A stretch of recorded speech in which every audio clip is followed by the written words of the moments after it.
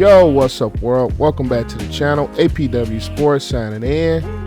And the news just broke that the New York Jets have released Le'Veon Bell from his 4-year, $52.5 million contract that he signed back on March 13th of 2019. Made him the highest paid running back in the NFL at that time. But things, to me, in my opinion, things with the New York Jets were doomed to fail from the start, with Adam Gase not really wanting him there, and the Jets kind of being in a rebuilding mode.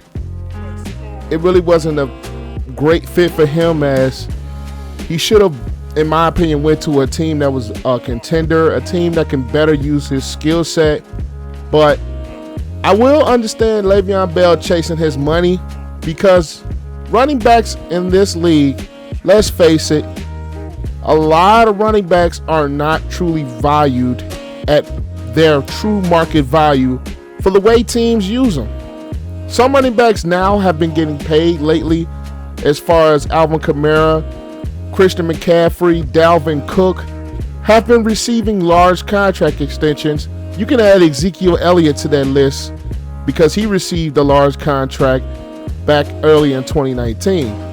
So some running backs have been getting paid their worth. The Steelers were in a position where they did not want to pay Le'Veon Bell the money that he was truly worth. So I can understand him going to get his money. You cannot fault him for that. At the end of the day, he made the decision that was best for him financially. But if it was for scheme-wise, the Jets were not the best fit for him. The Jets organization has been badly ran for years. Adam Gase, I've said on numerous occasions, he needs to be fired as head coach, because the team is absolutely regressing under him, and players have been out of town like Jamal Adams and now Bell. So that whole situation was doomed to fail from the start. And guys like Mosley received a huge amount of money, and he's not been there. So, and Sam Darnold has kind of regressed a bit under Adam Gase. But this video is not about the Jets organization. This video is about, is Le'Veon Bell a good fit to be signed by the Chicago Bears?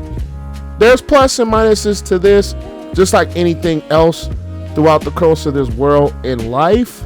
But it is a great fit, because Le'Veon Bell is one of those guys that he's a multi-purpose back, as to where you can use him coming out of the backfield in a receiving role, and he is a very patient and very good running back when handling the football. At the end of the day, in Matt Nagy's system, where he uses the running back in multi-facets, it really does work, because he is a multi-purpose back that can do both. And he's also a solid blocker as well, which is one of those things that gets underrated about his game, is that he is solid in pass protection. So you really get a 3-down back to complement David Montgomery. And it also helps because you can use Cordell Patterson in a multitude of different ways, bringing in Le'Veon Bell into the fold. And also it helps to kind of take the sting away from the loss of Tariq Cohen to a torn ACL. So it is a multitude of ways where Le'Veon Bell can come in and he can fit right into this offense and be a really intricate part of the Bears offense going forward. Very good runner. He's a very good receiver out of the backfield. He's a very patient runner. He has moves. He can quick and jump cut in holes. He's also a very strong running back. A back that the more touches he gets, the stronger he becomes throughout the course of the game. So using that as a weapon can really put teams kind of in a bind when you have him, Montgomery, and the uses of Cordell Patterson coming out of that backfield. So it could be more of a running back committee by signing Le'Veon Bell, but you have 3 different styles of weapons that you can use in your offense. But I will go to a kind of a negative side of it a bit. The thing I've been clamoring for, at least throughout the last 2 weeks of this Bears season, is that the play calling has not been, number one, designed to run the ball effectively, and it's not been called to run the ball effectively. With David Montgomery only receiving 10 carries in each of the last 2 games against the Colts and this past week against the Tampa Bay Buccaneers. So it kind of hurts that we haven't ran the football much. And I feel bringing in Le'Veon Bell will be a great addition. But also, I feel he would not be used to his potential in this offense because Matt Nagy, for whatever reason, refuses to commit a little bit more towards a running game. And that can help keep the pressure off of our offensive line because defenses can tee off when you're sitting in pass protection for majority of the football game. Le'Veon Bell, like I said, is one of those running backs that he is fed the ball and he gets stronger throughout the course of a game. And when you're not feeding him the ball, he can be ineffective, especially in an offense like the Bears offense where the offensive line is not necessarily the greatest.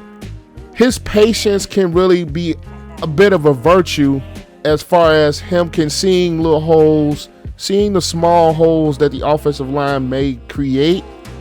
His patience can be able to sit back and see those holes. So that could be a beneficial in his offense. But I'm just afraid that even if the Bears were to pull off this move, which honestly, I don't think they will, even if they were to pull off this move, I truly do not feel that Matt Nagy will actually use Le'Veon Bell to the best of his potential because we've seen at times he did not do it with Trubisky. We see at times now he doesn't do it with David Montgomery. He does not give him the football as far as running it. And Cordell Patterson is used in the backfield. I like the way he used him a little bit last week with the swing passes and things like that. So maybe that's improving just a bit.